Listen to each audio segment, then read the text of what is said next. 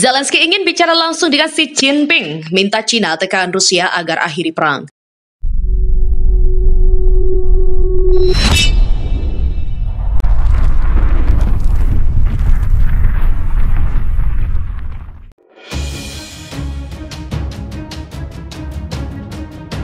Presiden Ukraina Volodymyr Zelensky mengaku ingin bicara secara langsung dengan Presiden China Xi Jinping mengenai konflik Rusia dan Ukraina. Zelensky juga menegaskan, Kiev sejak sebelum konflik telah berusaha menjalin hubungan dekat dengan Beijing. Keinginan ini diutarakan Zelensky dalam wawancara eksekutif dengan media South China Morning Post yang terbit pada Kamis 4 Agustus.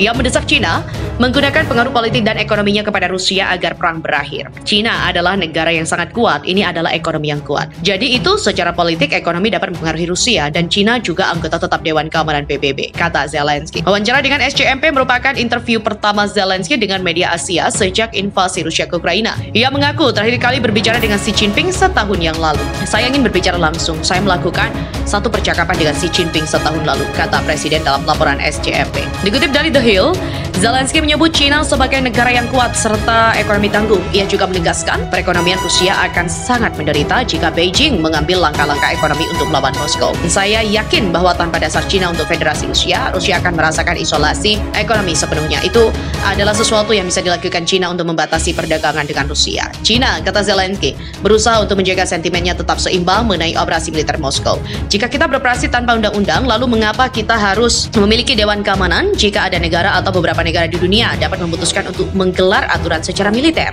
China, raksasa ekonomi kedua di dunia, menolak mengutuk perang Rusia di Ukraina. Dilansir dari Bloomberg, Beijing juga sempat menyatakan persahabatan tanpa batas dengan Moskow beberapa pekan sebelum invasi. Xi Jinping dan Presiden Rusia Vladimir Putin juga melakukan pembicaraan beberapa hari setelah perang dimulai. Kemudian Putin juga menelpon Xi pada hari ulang tahunnya pada bulan Juni lalu. Di sisi lain, dialog antara Ukraina dan China terbatas pada urusan diplomatik tingkat rendah, seperti antara Menteri Luar Negeri Wang Yi dan juga mitranya dari Ukraina. Meski menghormati hak kedaulatan Ukraina, Beijing juga menentang pemerintah pengadilan PBB pada bulan Maret agar Moskow segera melakukan operasi militernya. Begitupun menolak bergabung menjatuhkan sanksi untuk menghukum Rusia. Beijing juga sempat menuduh Washington jadi akar konflik karena ekspansi NATO ke Eropa Timur. Terlepas dari itu, Zelensky juga menilai masih ada ruang bagi China untuk memainkan peran positif dalam mengakhiri konflik. China, sebagai negara besar dan juga kuat, bisa turun dan menempatkan Federasi Rusia di tempat tertentu. Demikian katanya kepada SCMP.